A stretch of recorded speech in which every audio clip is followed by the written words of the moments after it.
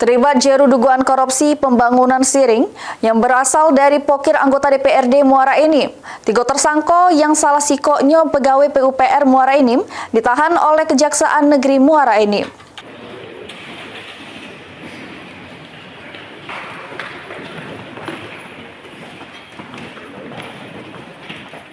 Sesudah melalui rangkaian pemeriksaan, tim penyidik tindak pidana khusus Kejaksaan Negeri Muara Enim menetapkan JA HD Samo Z sebagai tersangka dugaan tindak pidana korupsi pembangunan Siring di Jalan Bukit Desa Pulau Panggung, Muaro Danau, Kabupaten Muaro Enim.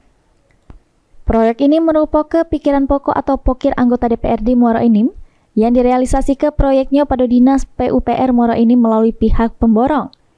Modus proyek pembangunan Siring ini dengan mengurangi volume yang tidak sesuai sehingga membuat sejumlah bagian Siring ambruk. Seharusnya pembangunan ini disesuaikan dengan perencanaan pembangunan. Kasih intel ke Jari Muara Enim, Anjasra Karya jelas ke aman ketiga tersangka merupakan JA selaku PPK Dinas PUPR, HD pemborong proyek bersama Z. Gawan Siring ini jauh dari perencanaan volume jeru perencanaan anggaran belanja dengan total pengerjaan hanya 36,58%. Sehingga beberapa titik dinding Siring roboh. Untuk total kerugian negara dari proyek ini sebesar 545.531.539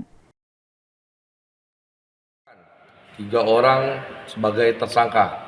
Yang pertama yaitu saudara JA selaku PPK. Tersangka kedua yaitu saudara HD.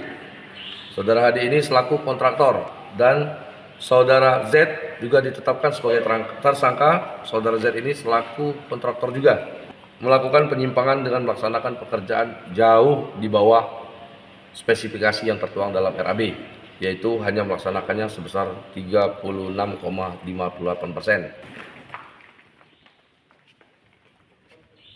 Ketiga uang ini sudah ditetapkan jadi tersangka jeru dugaan korupsi, langsung ditahan selama 21 hari ke depan di Lapas Kelas 2B Muaro Enim guna proses hukum lebih lanjut.